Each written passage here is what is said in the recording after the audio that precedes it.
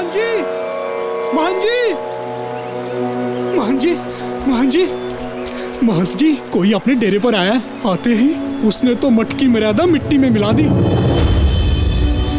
बकरे काटे और अपने प्रसाद बनाने वाले चूल्हे पर मांस पकने रख दिया और खुद वो आपके पलंग पर पसर कर बैठ गया। कौन है जिसने इतनी हिम्मत की? बाबा जी, सबक सिखाओ उसे। वहां बैठे ही पलंग समेत धरती पर उल्टा कर मारो, फिर जाकर पूछना। जाकर पूछना नहीं, अपनी शक्तियों को भेजकर पलंग समेत उसको यहीं बुलाऊंगा, अभी इसी वक्त तुम्हारे सामने।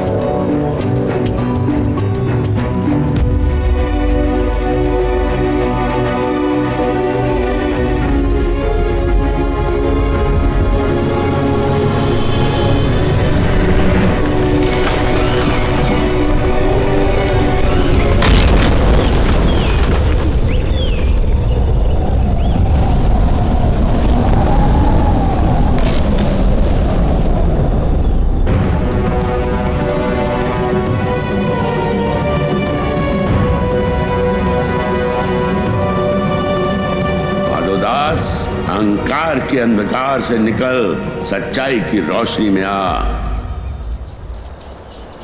तुमने कुछ सुना? नहीं महंत जी, आपने तो कुछ भी नहीं कहा। माधोदास, परमात्मा की आवाज सिर्फ आत्मा सुन सकती है और आत्मा की आवाज सिर्फ परमात्मा। केवल मंत्र धुनी जमाने से शांति नहीं मिलती, चित्त को शांत रखना भी जरूरी है। तू भटक चुका है माधोदास। आज पहली बार तेरे सभी तंत्र मंत्र बेअसर साबित हुए। तेरे डेरे पहुंचने वाला शख्स कोई मामूली इंसान नहीं है।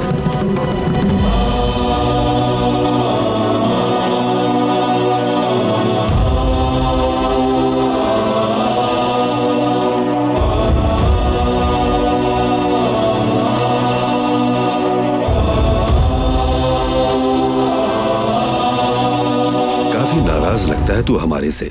तू यही सोच रहा है ना कि इन्होंने तेरे डेरे की पवित्रता भंग कर दी?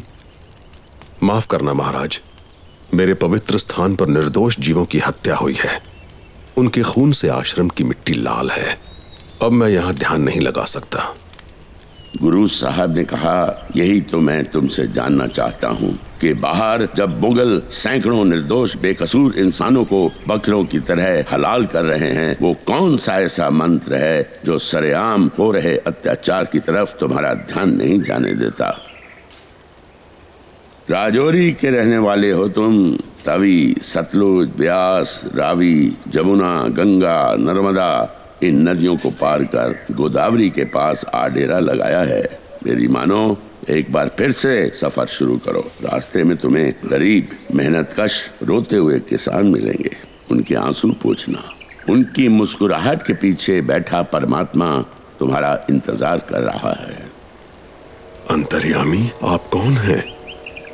गुरु साहब ने कहा, वही जिनको तुम जानते हो। ऐसे नहीं माधो, मन की आंखें खोल।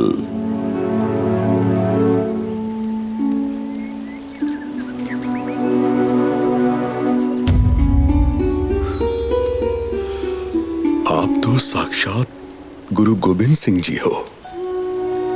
हाँ माधोदास, जैसे ही गुरु साहब को दादू द्वारे के महंत जैतराम से तेरे बारे में पता चला, सीधा तेरे डेरे चले आए। मेरा सौभाग्य।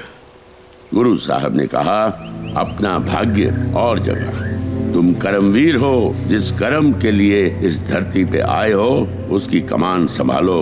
तुम्हारा स्वभाव तो शिकारियों जैसा है।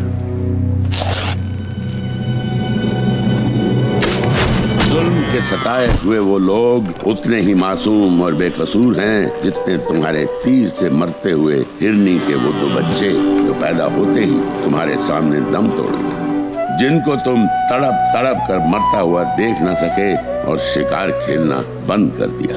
तीर भी तोड़े थे और कमान भी फेंकी थी। उस पीड़ा की तड़प ने तुम्हें लक्ष्मण देव से माधोदास बना दिया। अंतर्यामी, मैं? गुरु साहब ने कहा, हाँ हाँ, तुम कौन? जी मैं आपका बंदा।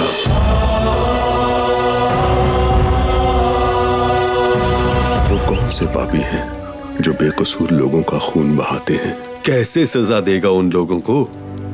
तंत्र मंत्र से उनके पलंग उल्टे करके? तंत्र मंत्र वाले माधवदास की मौत तो आपके दर्शन करते ही हो गई थी, बाजा वाले साइयां।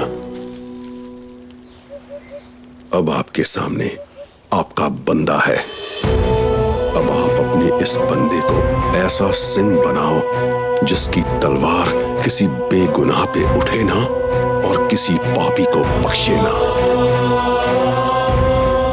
गुरु साहब ने कहा, बस तुम्हें बंदा ऐसा बहादुर सिपाही बनाएंगे जो इंसानियत के दुश्मनों को लोहे के चने चबवाएगा। अब तुम्हें हम गरीबों मजलूमों का सहाई खालसा बनाएंगे।